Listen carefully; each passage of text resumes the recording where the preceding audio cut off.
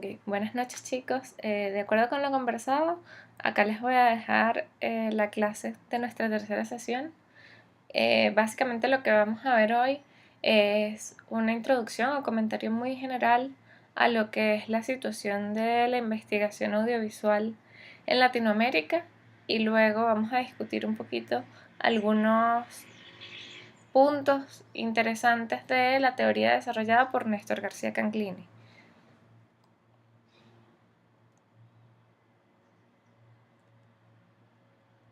Entonces, lo primero que vamos a ver es, digamos, el panorama general de lo que es investigación audiovisual en América Latina.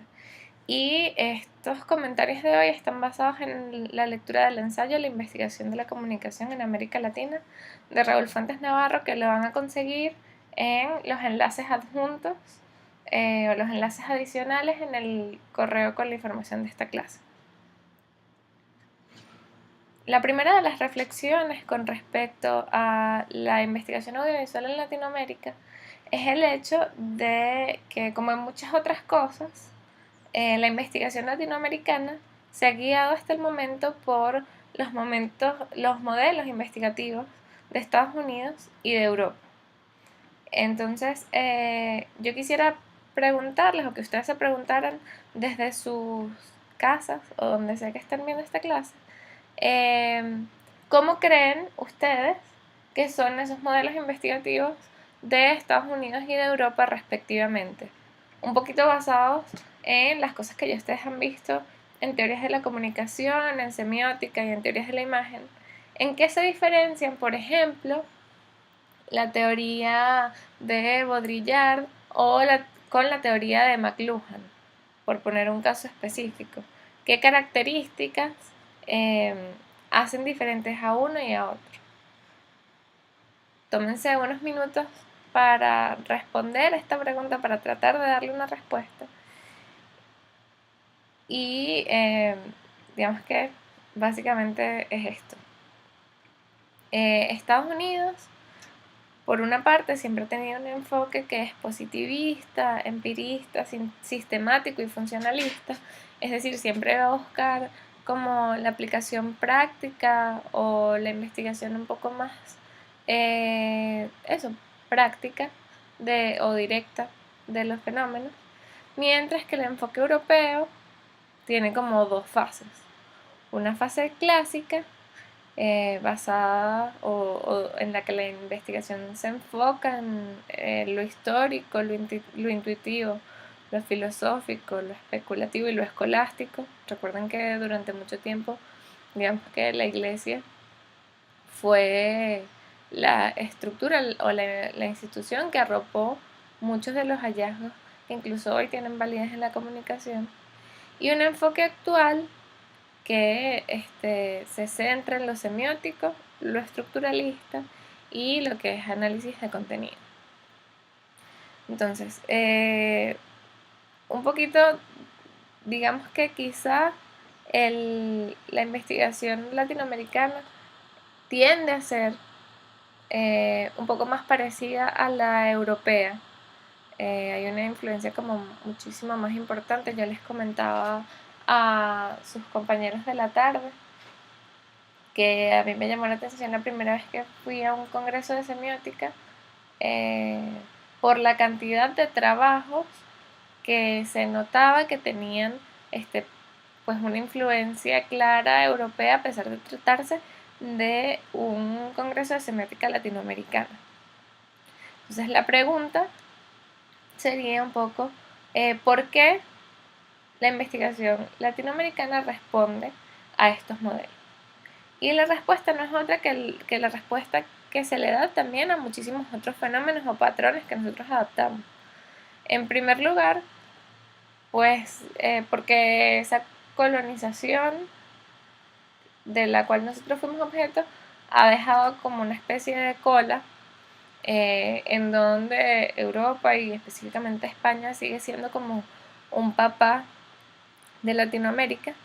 Y por otro lado, porque precisamente en tanto potencias, Estados Unidos pues marca la pauta en muchas de las cosas que deben ser estudiadas y cómo debemos aproximarnos a esos fenómenos.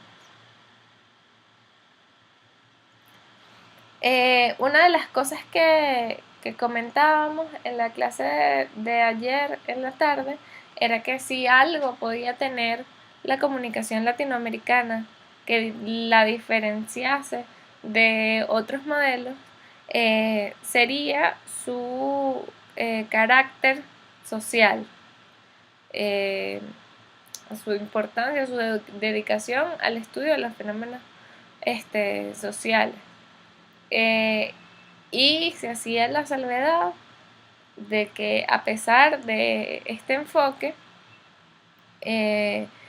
esa preocupación o conciencia social de las investigaciones latinoamericanas no siempre tienen una salida práctica o no siempre salen del análisis teórico a la ejecución o a la propuesta de solución.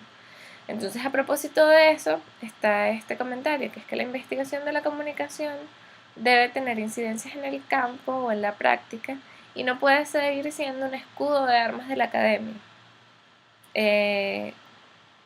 Cada vez más se está viendo la importancia de la traducción de esas reflexiones teóricas a la práctica o a la ejecución. Y antes la academia, que permanecía como una especie de institución cerrada para unos pocos, está abriendo sus puertas al intercambio desde el hacer. Y eso es hacia lo que deberíamos nosotros mirar. Luego está la pregunta, ya respondimos cómo se investiga en Latinoamérica. Ahora estaría la pregunta, ¿qué es lo que se investiga en Latinoamérica? Entonces, a raíz del ensayo que está sirviendo de base para esta clase, yo hice una muy precaria nube de tags para reflejar los temas que se tocan en la investigación en la comunicación latinoamericana. Entonces estarían como temas principales o temas más importantes: la comunicación política y comunicación y desarrollo, considerando que siempre ha estado, digamos, en la agenda de investigadores de los distintos campos, y en este caso específico de la comunicación, cómo sobrepasar esa barrera de lo que es ser un país en vías de desarrollo. Entonces, bueno, pues el desarrollo tiene mucho que ver con el trabajo de investigación en comunicación. Y bueno, luego está la comunicación política, las tecnologías de la comunicación, comunicación y educación, estudios culturales. No sé si recuerdan, estudios culturales tienen mucho que ver con todas esas vertientes que mencionamos en la clase pasada cuando estábamos hablando del canon occidental, en ese sentido, pues, feminismo, marxismo, etc. Comunicación organizacional y resulta curioso, quizás está cómico, ver que las telenovelas aún hoy siguen siendo objeto de estudio en Latinoamérica, quizá porque se trata de un formato hecho acá y que ha tenido mucho éxito no solo en la región, sino también fuera. Luego está la pregunta, ¿quiénes son los que investigan? Y acá hay un muy breve panorama de cuáles son las instituciones que investigan en Latinoamérica, muchísimo más orientado a las instituciones que investigan en la católica. Entonces vamos como desde lo más general a lo más particular. En primer lugar están instituciones como Fundación Telefónica, que no hay que perder de vista que se trata de una corporación, ¿no? Pero que es una corporación que a su vez ha fomentado importantes proyectos de investigación, principalmente relacionados al área de las tecnologías de la información y la comunicación. Luego está la ININCO, que este logo que ven acá, que es el Instituto de Investigación de la Comunicación, que es uno de los primeros institutos de investigación de comunicación que nacen en Venezuela y que es un organismo adscrito a la UCB. Y luego estarían 4 entes representativos de la investigación en la Universidad Católica. Y yo les decía a sus compañeros ayer que bueno, que estos son los que ustedes se deberían saber de memoria y de requete memoria, ¿no? El primero de ellos, bueno, Centro Gomilla, que publica investigaciones de distintas áreas, entre ellas está la publicación periódica de la revista Comunicación, y que el Centro Gomilla, digamos que se apoya mucho en el Centro de Investigación de la Comunicación. Luego está abajo el Centro de Investigación de la Comunicación, Media Lab UCAP, que es como un organismo, una línea de investigación relativamente reciente en la Universidad Católica, que tiene que ver con alfabetización digital, si se puede llamar de alguna manera, y el Centro de Investigación y Formación Humanística, en donde se encuentran distintas líneas de investigación, algunas de comunicación social, como la línea de investigación cultura visual, que es la que dirige el profesor Humberto Valdivieso, y que pues hace un trabajo importante en términos de pensar lo que es la comunicación hoy. Luego vamos a la parte que a nadie le gusta escuchar, ¿no? Los problemas de la investigación audiovisual en América Latina. Y acá, bueno, ponemos el panorama, ciertamente no es el mejor, pero muchas cosas están pasando recientemente para modificar o privilegiar el trabajo de comunicación, no solamente de investigación, no solamente en América Latina, sino en la Católica específicamente. Entonces, el primero de los puntos es el hecho de que no hay una organización o sistematización de las investigaciones. A veces resulta muy difícil conseguir información sobre antecedentes o sobre proyectos que a nosotros nos pueden interesar y de los cuales sabemos quizá por referencia de alguien, pero a la hora de buscarlos nos cuesta muchísimo porque el trabajo de recopilación y archivo de la investigación en Latinoamérica y en Venezuela no ha sido tan riguroso como se desearía. Luego, por otro lado, es el hecho de que no hay difusión ni divulgación de la investigación. Tanto las publicaciones periódicas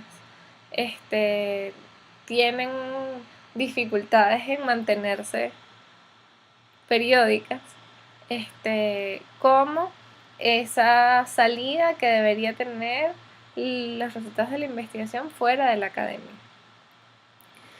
Luego está un hecho que es que se confunde a veces la investigación con la opinión, y que tiene que ver con la rigurosidad de las investigaciones.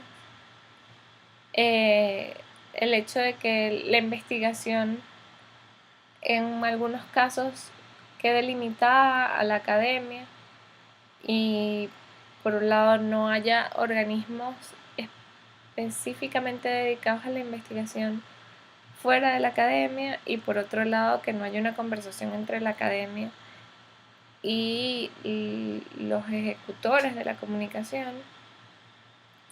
Y muy relacionado con ese punto, el hecho de que los profesionales de la comunicación, y aquí en este caso estamos hablando de los audiovisualistas, no son investigadores y viceversa. En el turno de la tarde, una compañera de ustedes me preguntaba que si ella va a hacer un corto y se pone a revisar cuáles son las cosas parecidas que se han hecho anteriormente, si eso es investigación. Y yo le decía, bueno, si esa es búsqueda de antecedentes, por una parte es investigación, pero la investigación es un trabajo, primero, que no es puntual, es decir, hablar de investigación audiovisual no significa que hagamos una búsqueda de fuentes para un proyecto puntual, sino se refiere a una práctica consistente y continuada. Y además no solo involucra la búsqueda de antecedentes, sino además la revisión de teorías que pueden o no estar directamente ligadas con el quehacer audiovisual, pero que van a contribuir a la realización o generación de un producto valioso en el espacio de los discursos audiovisuales. Yo le comentaba, ponía un ejemplo y lo voy a poner en los enlaces adicionales, que ayer había visto un artículo sobre un cortometraje en contra del bullying que está hecho de manera tal que en la medida en que la gente lo comparte, el cortometraje se va haciendo más corto. Y pues ese formato o ese pequeño agregado en la forma contribuye mucho al discurso. Eso implica que hay una reflexión importante en torno al fenómeno que se está retratando, del cual se está hablando, y el formato, las posibilidades del audiovisual. Y es un pequeño ejemplo de las cosas que nosotros tenemos que considerar cuando hacemos investigación audiovisual para una aplicación específica desde el audiovisual. Entonces, los investigadores tenemos que ser estudiosos de las intersecciones entre nuestro quehacer y otras áreas del conocimiento, pero también entre las distintas divisiones de lo que es el quehacer audiovisual. Entonces, está la pregunta de dónde se cruzan la teoría, la realidad sociocultural y el quehacer audiovisual. ¿Cuáles son los ejemplos o dónde puedo reconocer yo el trabajo audiovisual, el trabajo de investigación audiovisual? Y yo les ponía como ejemplo valores en tránsito. Valores en tránsito como un trabajo que parte de una teoría puntual y muy específica que es la identidad ignaciana, en tanto es la identidad que representa a la UCAP, y luego la investigación con respecto a lo que es comunicar hoy, que es un proceso de comunicación que tiene mucho de lúdico, que es hipertextual, que no tiene una linealidad, sino que se entra y se sale por donde se desee, que apela a distintos medios y distintas maneras o formatos de la comunicación, y que eso se traduce un poco en las distintas salidas o expresiones que tiene este proyecto, desde las gigantografías, pasando por este pasillo de texto, en donde además se utilizan hashtags y códigos QR que están allí un poco para invitarlos a ustedes a involucrarse en una conversación, a descubrir la parte de la información que no está allí en una primera instancia de lectura. Y colocaba un segundo ejemplo, que es un proyecto que a mí me gusta muchísimo, que es Cam Girls Project, que es un proyecto de investigación de una chica estadounidense que parte de la necesidad de preguntarse cosas en torno a lo que era la figura femenina hoy, especialmente su circulación o la circulación de la imagen femenina en medios digitales. A raíz de esta inquietud, ella empieza una revisión teórica, una revisión de referencias y antecedentes, y se da cuenta de que hay modos en los que fue utilizada o vista la figura femenina en otras épocas, distintos a los de ahora. Y de allí sale este ejercicio, que es básicamente un portal que reúne fotografías o expresiones gráficas en las que chicas de distintos lugares del mundo y de distintas edades, razas, etcétera, etcétera, se fotografían imitando las poses de algunas pinturas conocidas, clásicas, y se hace un match entre la imagen de hoy y la imagen de antes. Y en este caso suceden cosas distintas a lo que puede suceder, por ejemplo, en este o en este. Y a partir de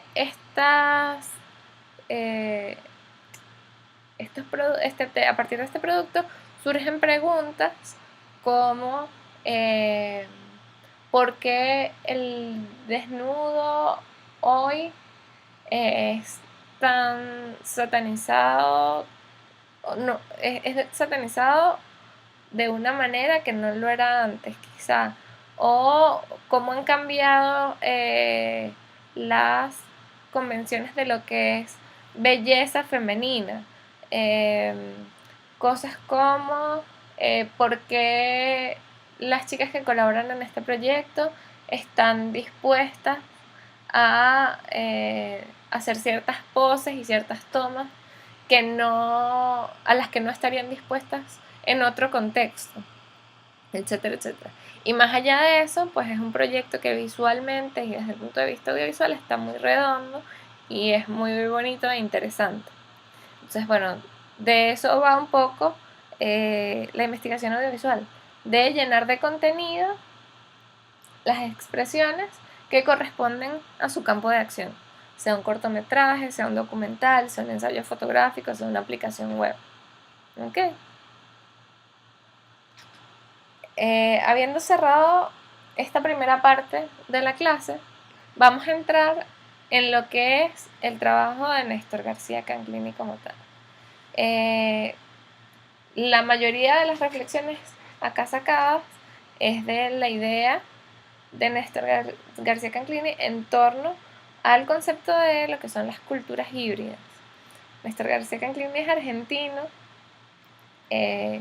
y su investigación ha estado muy en el terreno o en las intersecciones entre lo que es arte, cotidianidad, comunicación y procesos globalizadores. Entonces, sobre eso va a versar la discusión, bueno, la conversación más bien, que nos queda hasta ahora, y espero yo que sea una discusión desde los comentarios en el video. Lo primero que les tengo que comentar es que en esta clase, o para yo poder comunicarle a ustedes de manera más práctica lo que es el trabajo de García Canclini, yo hice una división en tres partes, ¿no? Una es globalización, otra es identidad y una tercera es imaginarios y ciudad. Y esta división, si bien parte del contenido que está en los distintos textos de García Canclini, es una división hecha por mí, ¿ok? Eso es lo que quiero que tengan claro. Entonces vamos a empezar por globalización y allí leemos la primera cita, dice: la globalización no es un simple proceso de homogeneización, sino un proceso de reordenamiento de las diferencias y las desigualdades sin suprimir. Hablamos muchísimo de globalización hoy en día, es quizá uno de los términos más utilizados para explicar lo que nos pasa y lo que vivimos. Y existen, la verdad es, ligeras diferencias entre las distintas acepciones de la globalización. Hay una definición de la globalización que interpreta el fenómeno como ese proceso a través del cual todos nos estandarizamos, ¿no? Al empezar a compartir un terreno que es común para todos y a recibir informaciones que son en principio similar para todos, nos volvemos un poco más la misma gente en todos lados. Sin embargo, García Canclini ve la globalización, como dice aquí, no como un proceso de homogeneización, sino como un proceso en el que nos redistribuimos, pero no perdemos esas individualidades, sino más bien empezamos a trabajar o a dialogar desde nuestras diferencias. Yo pongo acá un ejemplo que me parece como muy claro. Digamos que antes de la globalización, nosotros éramos este bloque de Lego, en donde en cada región estaba un grupo distinto, con intereses y maneras de ser distintas. Y que la globalización lo que ha hecho básicamente es derrumbar ese muro. Y ahora estamos todos mezclados, pero seguimos siendo individualidades, ¿no? Entonces, ¿qué significa que ya no sea posible pensar y actuar desentendiéndonos de los procesos globalizadores? Bueno, pues significa muchísimas cosas. Significa que incluso desde la negación de la globalización, es decir, cuando estamos defendiendo un grupo, una minoría o lo local,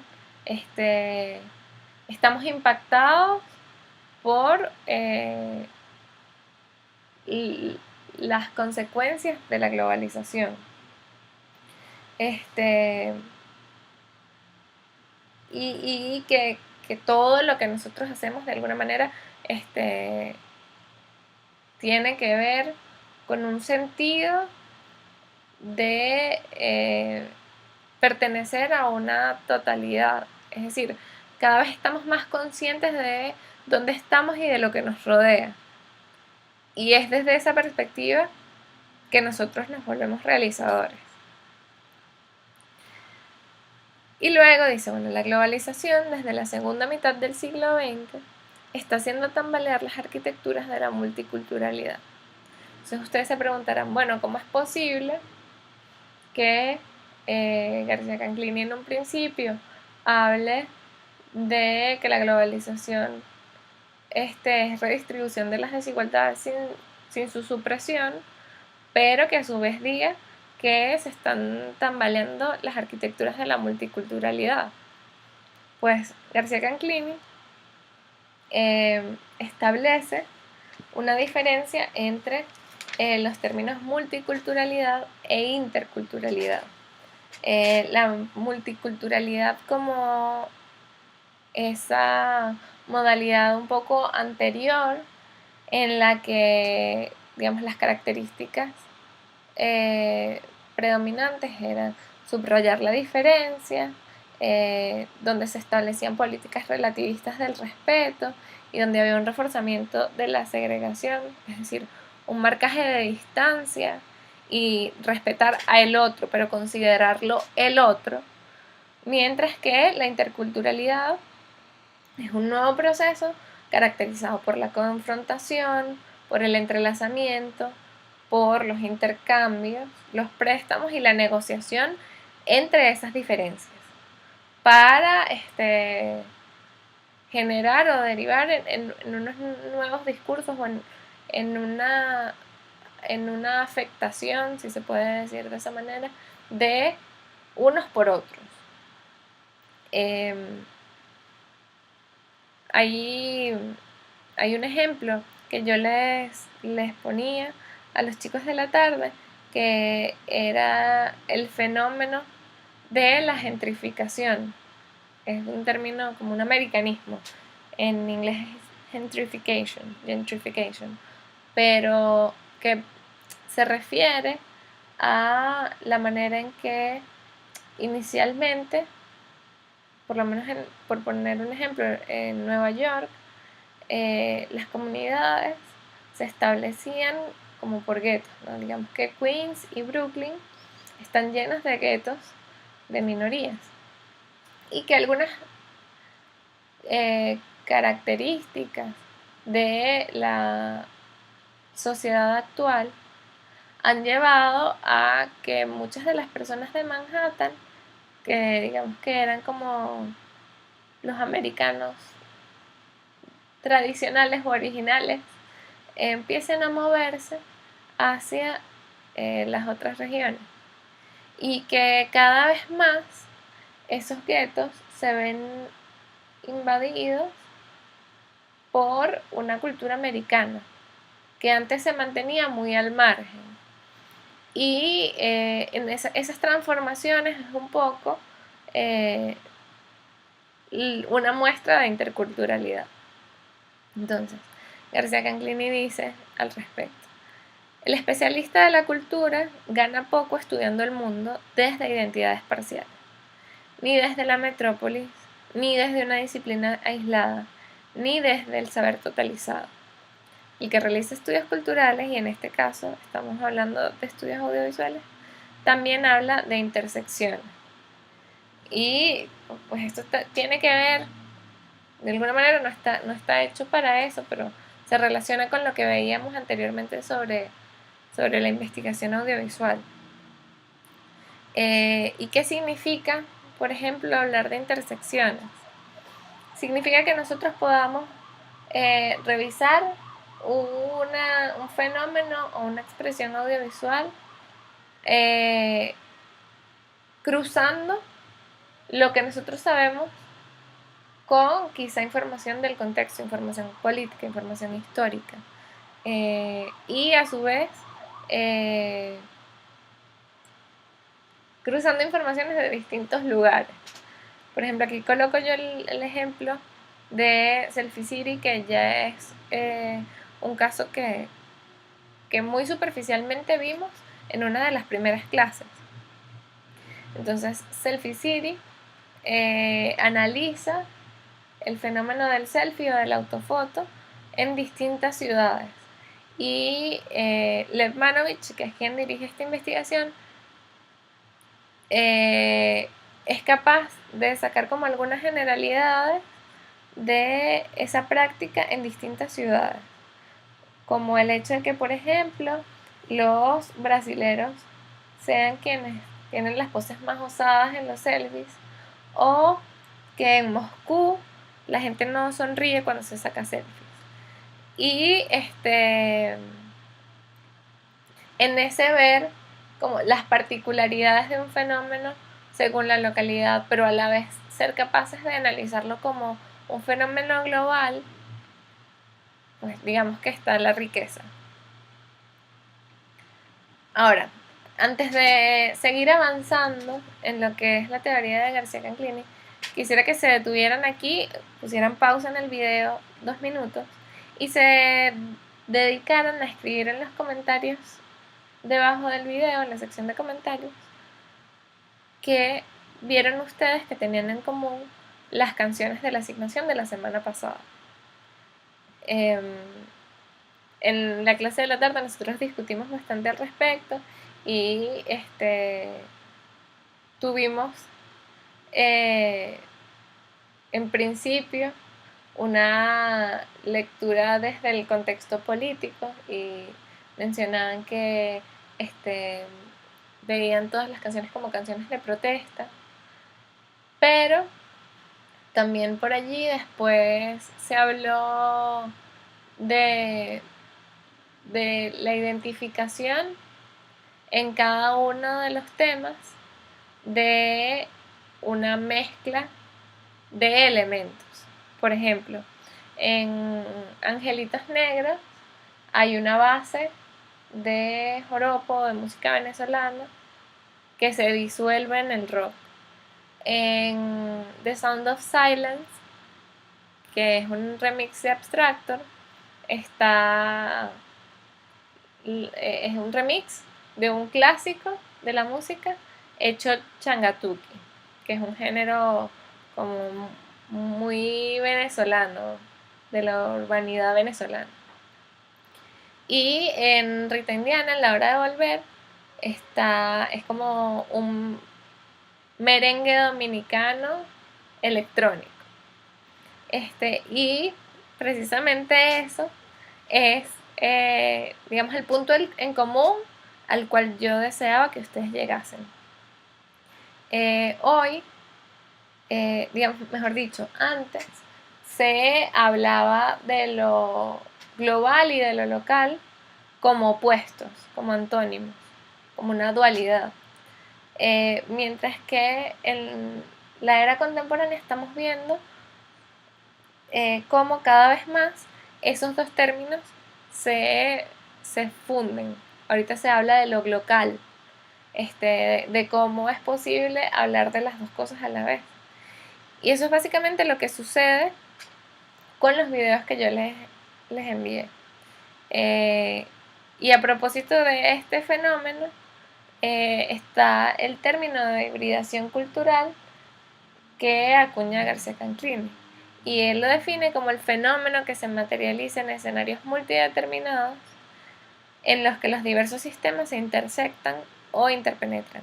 En este caso estábamos hablando de la música, pero eso es algo que podemos ver en los videoclips, es algo que podemos ver en el cine, es algo que podemos ver en los documentales y en todo el quehacer audiovisual en general.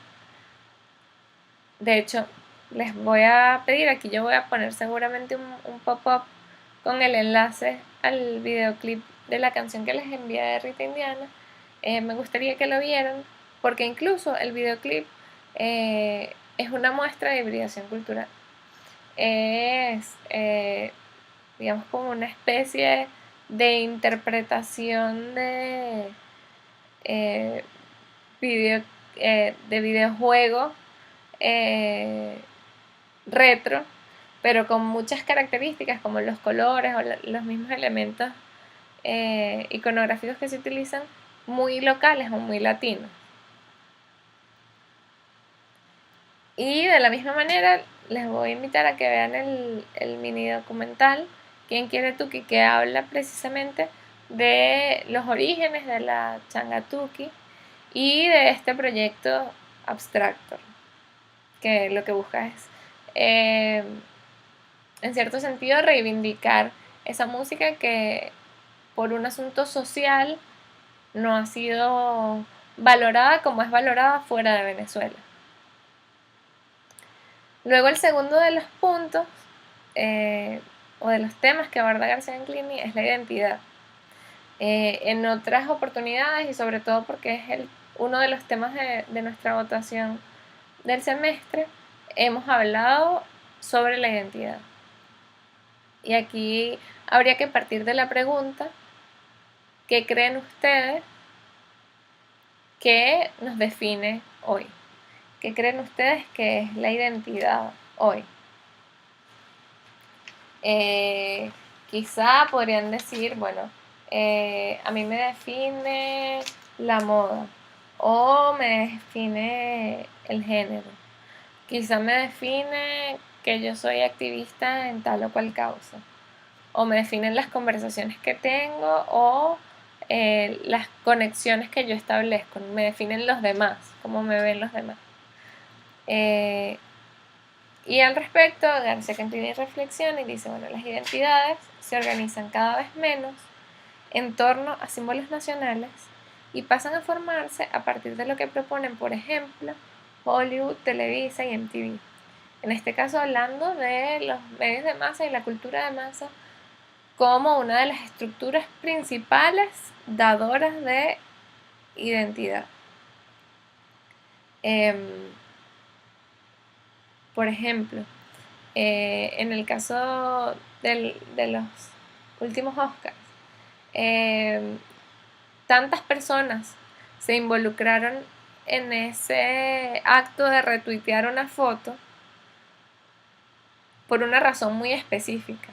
Esa razón es el sentido de pertenecer o eso, el sentirse que forman parte de una conversación mayor, de un grupo de personas que son de cierta manera. ¿Cuál es esa cierta manera? Bueno, pues enterados de lo que está pasando, que utilizan la tecnología, etcétera, etcétera. Entonces, son muchas de las definiciones de identidad o de los actos definitorios de identidad que nosotros tenemos ahora son actos que suceden en la red. Pues de la misma manera, los contenidos de los medios a veces nos definen. Y nos definen al punto en que su potencial desaparición puede significar una potencial anulación de lo que nosotros somos. Recientemente estuvo planteada la posibilidad de cancelar la serie Community, que acá no es una serie particularmente popular, pero en Estados Unidos tiene una importante cantidad de seguidores. A raíz de esta posibilidad, pues digamos que los televidentes se agruparon y se organizaron y sacaron hashtags como Save Community, como Six Seasons and a Movie, como Occupy NBC. Y hubo acciones de calle, desde flash mobs hasta gente acampando a las puertas de la compañía NBC pidiendo la renovación de la serie. Y efectivamente, bueno, eso derivó en una renovación por 2 temporadas más. Pero ese hecho habla de la manera en que nosotros sentimos que algunos contenidos nos crean o nos definen y nos delimitan. Entonces García Canclini dice: entender las transiciones de las identidades clásicas, léase, nacionalidad, clases y etnias, que ya no nos contienen como antes, a esas nuevas estructuras globales que atienden de otro modo a nuestros intereses y deseos, es como la tarea más importante.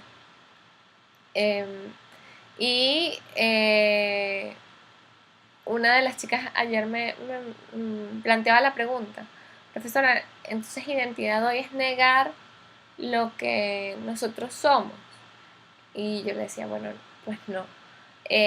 Antes, parte de la identidad, o lo que era nuestra identidad, estaba visto como eso que ya se nos es dado. Por ejemplo, yo soy venezolana y soy mujer, y esas son cosas que tradicionalmente yo no podía cambiar. Esa es mi identidad.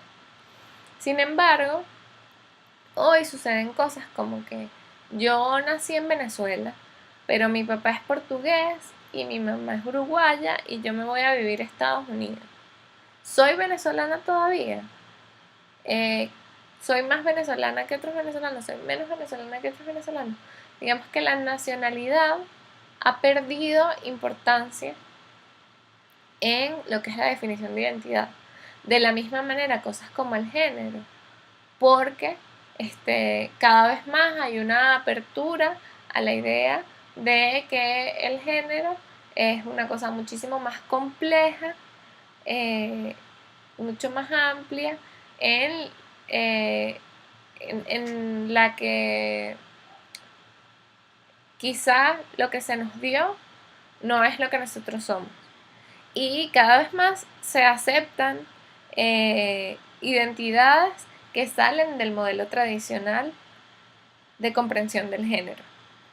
Entonces, en la medida en que esas cosas que eran tan fijas y que nos definían tan claramente se tambalean, pues hay que pensar cuáles son esas otras cosas que están tomando su lugar en la definición de lo que nosotros somos.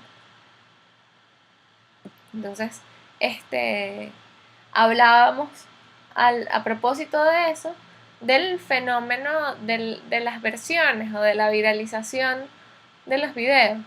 Y aquí ponemos el ejemplo del Harlem Shake. ¿Por qué personas alrededor de todo el mundo deciden hacer versiones del Harlem Shake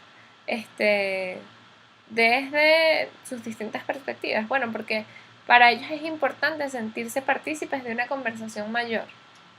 Eso nos ancla de alguna manera, nos hace sentir similares a otros, pertenecientes a un grupo.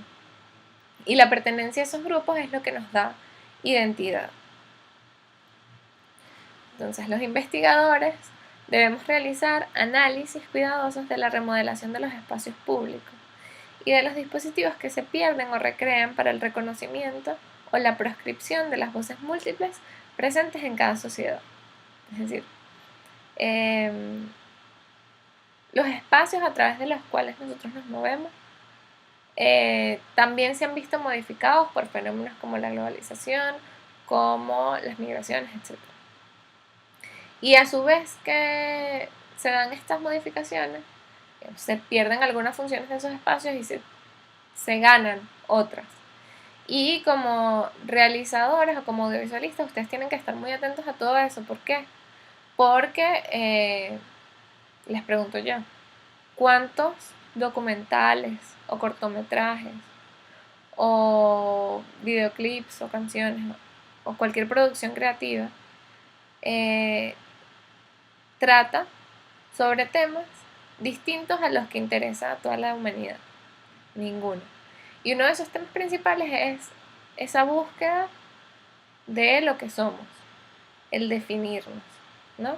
Entonces, en la medida en que nosotros comprendamos cómo son esos procesos de definición, esos procesos identitarios, pues vamos a poder hacer también propuestas desde el discurso creativo que sean valiosas y que sean interesantes y que dejen a la gente pensando y recordando lo que hicieron. Por ejemplo, aquí hay un ensayo fotográfico que es bien interesante y un poquito a propósito del fenómeno que hablábamos antes de la gentrificación, que es un ensayo fotográfico hecho con años de trabajo que retrata cómo se han modificado espacios de la ciudad con el pasar del tiempo, ¿no? Les voy a colocar igual el enlace a todo el ensayo, que está interesante porque, bueno, genera algunas preguntas y también, bueno, es como disparador de la imaginación. ¿Qué cosas estaban pasando en la primera foto y qué cosas pasan ahorita? ¿Qué es lo que permanece? ¿Qué es lo que se fue? Etcétera, etcétera. De la misma manera, digamos, aquí pongo un ejemplo que yo viví muy de cerca y que me parece muy interesante. No sé si recuerdan que el año pasado, durante un tiempo importante, la avenida Francisco de Miranda estuvo cerrada por un super hueco. Eso hizo que, bueno, primero hubiese un tráfico terrible por la zona, pero además que ese espacio de la avenida Francisco de Miranda fuese liberado del tránsito de los carros. Y esa suerte de break dio paso a cosas como estas, a la toma de los espacios por actores que normalmente no están allí, cosas como los artistas urbanos y como los colectivos de cultura ciudadana. Yo recuerdo haber recibido una invitación de un grupo que se llama Ser Urbano, que precisamente trabaja por la ciudadanía, que hicieron una proyección de películas y videos, unos pequeños conciertos y un picnic urbano. Y entonces, de la misma manera en que por un periodo de tiempo el paisaje de la Francisco de Miranda se modificó radicalmente, pues de la misma manera eso desapareció y volvió a lo que era anteriormente. Entonces también está la reflexión un poco en torno a el carácter permanente o cambiante de la identidad, que pues precisamente hoy es cada vez más así. Tenemos identidades que están en constante evolución y cambio, muchísimo más que en épocas anteriores. Y en este proceso de identidad, digamos que mi trabajo de investigación por algún tiempo ha estado bastante relacionado con los grupos activistas en la ciudad y me atrevería a decir que quizá una de las razones por las que el activismo hoy es tan popular o está teniendo un auge mayor al que tenía anteriormente, además de la existencia de las redes sociales, se debe al hecho de que ese tipo de agrupaciones juega un papel importante en la definición de las nuevas identidades. Entonces, en este caso hay algunas imágenes de lo que es la Masa Crítica, que es un evento que se realiza mensualmente en muchas ciudades, pero en Caracas se realiza los últimos miércoles de cada mes, en donde grupos de ciclistas con distintas tendencias, desde ciclismo deportivo hasta ciclismo urbano, pasando por ciclismo urbano con un toque de género o ciclismo urbano con toques políticos. Todos ellos se reúnen para hacer una gran rodada masiva para visibilizar el ciclismo, y en ese acto, digamos, desde la multiplicidad se sienten igualmente una unidad.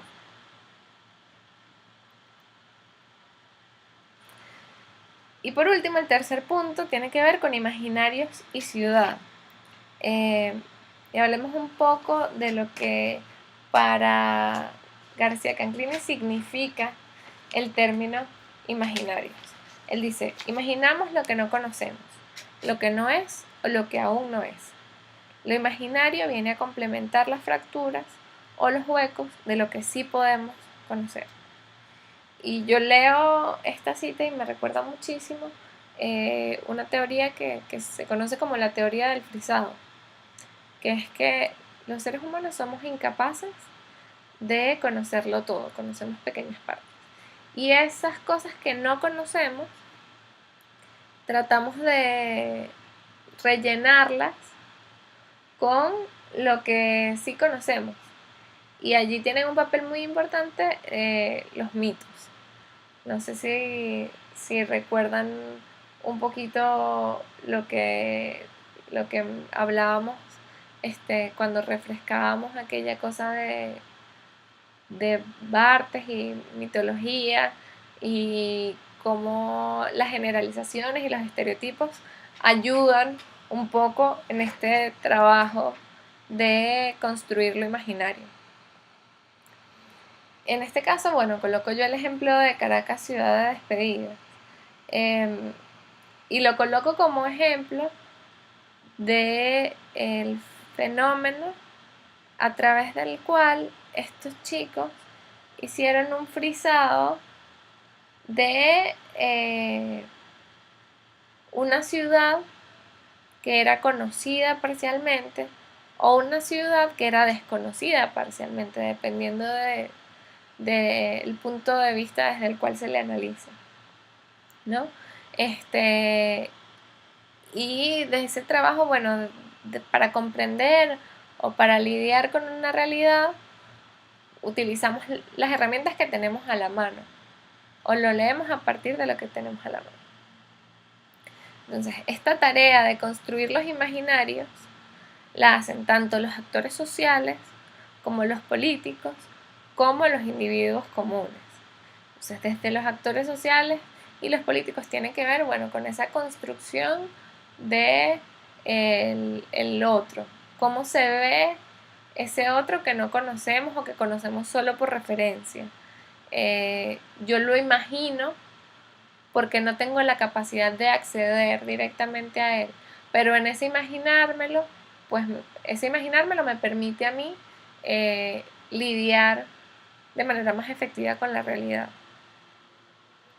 Los imaginarios entonces aparecen como un componente necesario, constantemente presentado en la interacción social y refiriendo a formas de interacción no objetivables físicamente o que solo en forma inmediata pueden aludir a posiciones particulares en la ciudad. Entonces el imaginario, desde un punto de vista, pues tiene que ver con eso que somos incapaces de definir o de concretar. Y tiene mucho también que ver con lo que sucede cuando, digamos, no sabemos parte de un escenario grande y complejo, pero que a su vez no podemos abordar de una sola vez ni en su totalidad, porque simplemente no tenemos la capacidad. Y la única manera de hacerlo, bueno, pues es a través de los imaginarios. El hecho de eso, de conocernos como una pequeña parte en un universo mucho mayor, en donde están sucediendo muchas cosas en simultáneo, y para nosotros lidiar en cierta manera con todas esas simultaneidades, pues utilizamos los imaginarios. En este caso pongo un ejemplo puntual de la realidad venezolana. Con esta aplicación web que surgió el año pasado, llamada Abastéceme, y que básicamente tenía como función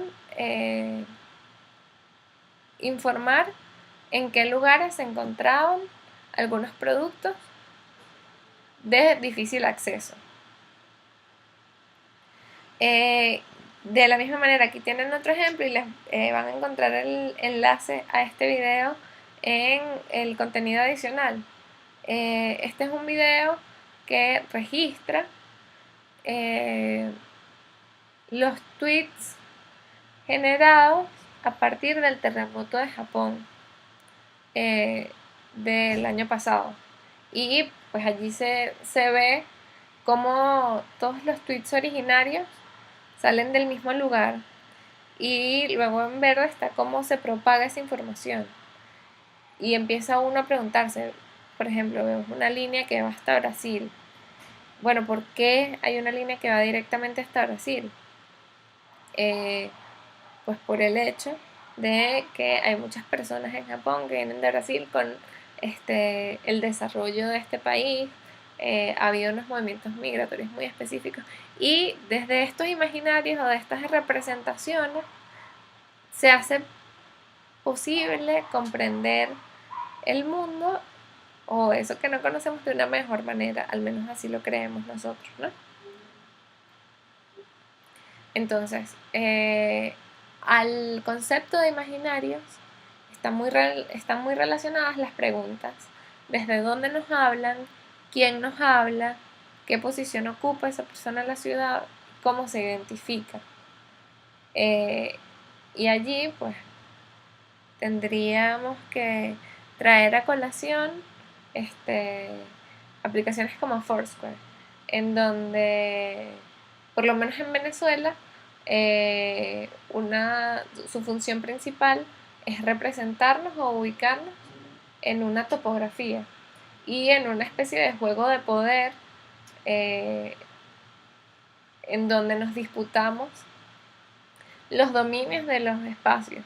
Imaginamos, a partir de la información que allí vemos, pues quiénes están allí, quiénes circulan, etcétera, etcétera.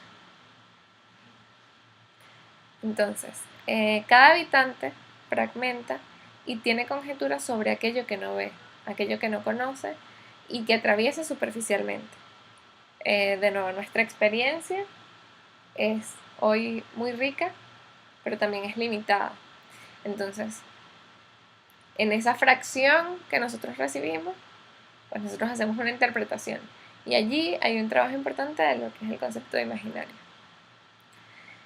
Y a pesar de que venimos hablando, por ejemplo, de que la nacionalidad ha perdido su fuerza, García Canclini argumenta que todavía hoy la localización y el arraigo son componentes importantes en la sociedad globalizada. Entonces quizá ya en vez de hablar de países, hablamos mucho de ciudades, y las ciudades sí siguen definiéndonos hasta cierto punto, como un tránsito, pero nos definen. Y las nacionalidades, a pesar de no ser definitivas, pues empiezan como a interactuar y a dialogar. y suceden cosas como, por ejemplo, los clubes que agrupan a las personas de otros países. Le hace el centro ítalo, el centro portugués, en donde hay una búsqueda por las personas que pertenecen a ese grupo de recordar o reconstruir un lugar o el terruño desde la experiencia y el recuerdo, pero esa reconstrucción termina creando un espacio que no se parece al original, es decir, ese imaginario de lo que es Portugal no se parece a lo que es Portugal hoy, por ejemplo. Y es como una suerte de caricaturización de digamos, como la referencia real, entre comillas. Lo mismo pasaría, por ejemplo, con espacios como la Colonia Tovar, en donde se comienza a construir una cultura a partir de la experiencia recientemente vivida, y resulta que la Colonia Tovar retrata una Alemania que ahorita no existe, en la que los alemanes de hoy prácticamente no se reconocen, ¿no? Si viniera alguien, si ustedes tienen un amigo alemán y lo traen y lo llevan a la Colonia Tovar, probablemente él no se va a sentir identificado con la Colonia Tovar de la manera en que un nativo de la Colonia Tovar sienta que eso representa la cultura alemana. Y eso es producto, pues, de esa construcción a través del imaginario. Y bueno, como reflexión para cerrar, dice: quien no reconoce los aspectos imaginarios de la globalización entiende poco. Y eso tiene que ver un poco con esas conversaciones que se establecen desde las diferencias y qué sucede después de esa conversación o de ese intercambio, de esa confrontación, etcétera, etcétera. Y cómo la globalización modifica a través del tiempo algunos de los elementos que componen lo que es la identidad. Entonces, espero que este experimento de clase virtual haya resultado útil. De todas maneras, como siempre, van a tener una serie de enlaces adicionales que están allí para ampliar tanto las lecturas de la teoría como ejemplos tratados en clase y ejemplos externos. Y está mi correo siempre a disposición para aclarar las dudas que puedan tener. Que tengan entonces feliz Semana Santa y nos vemos después.